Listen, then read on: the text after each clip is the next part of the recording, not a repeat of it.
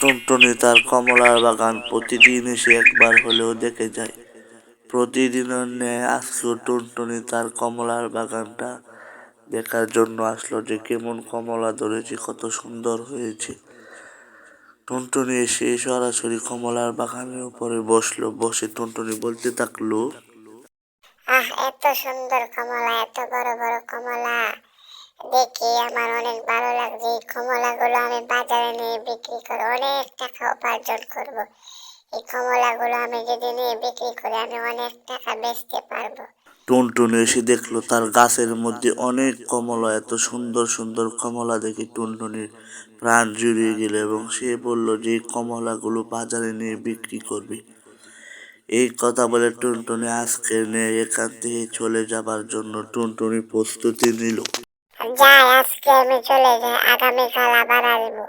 এসে আমার কমলার বাগানগুলো দেখে যাব কি অবস্থা, এবং কিছুদিন পরে তা বিক্রি করে দেব আমি। টুনটুনি যাবার পরে ঘটলো আরেক ঘটনা। আরেক গ্রামের এক নীল টুনটুনি এই টুনটুনির বাগানের কমলাগুলো চুরি করার জন্য সে আস্তে আস্তে গোপনে সে যাবার পরে চলে আসে টুনটুনির কমলার বাগানের উপরে এসে বসে। কমলার বাগানের উপরে এসে বসে টুনটুনিটি বলতে থাকে, এত সুন্দর কমলা নিয়ে একা একা বেচবে তা হতে পারে না। এই কমলাগুলো কিছু আমিও চুরি করে নিয়ে যাই, আমি নিয়ে গিয়ে বেশি অনেক টাকা পাবো।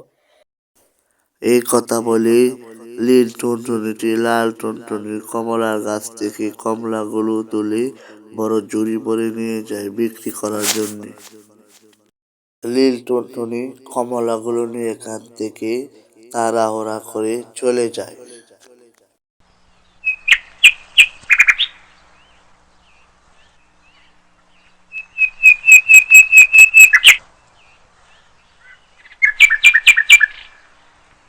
হাই হাই, আমার গাছের কমলা এত কম কেন? কে নিল আমার গাছ থেকে এই কমলা? মনে হয় কোনো চোর এসে আমার গাছ থেকে কমলাগুলো চুরি করে নিয়ে গেছে। এত কম কমলা আমি বাজারে কিভাবে নিয়ে বিক্রি করব? কে এই চোরটা? এই চোরটাকে আমার ধরতে হবে। আমার কমলাগুলো গোপনে এসে চুরি করে নিয়ে গেছে। টুনটুনি এসে দেখলো তার গাছের কমলা কে যেন চুরি করে নিয়ে গেছে। এত কম কমলা কিভাবে বেচবে সেজন্য সে হতাশা হয়ে গেল এবং চোরকে ধরার জন্য সে একটা নতুন কৌশল তৈরি করে ফেললো। যাই, আমি ওখান থেকে গিয়ে ওই গাছের উপরে বসি। এই গাছের উপরে বসে আমি দেখবো কে এই চোর, কিভাবে আসে চুরি করার জন্য এবং কিভাবে কমলাগুলো চুরি করে নিয়ে যায়। ধরতে পারলে হতচ্ছাড়াকে বাইরে মেরে ফেলবো আমি।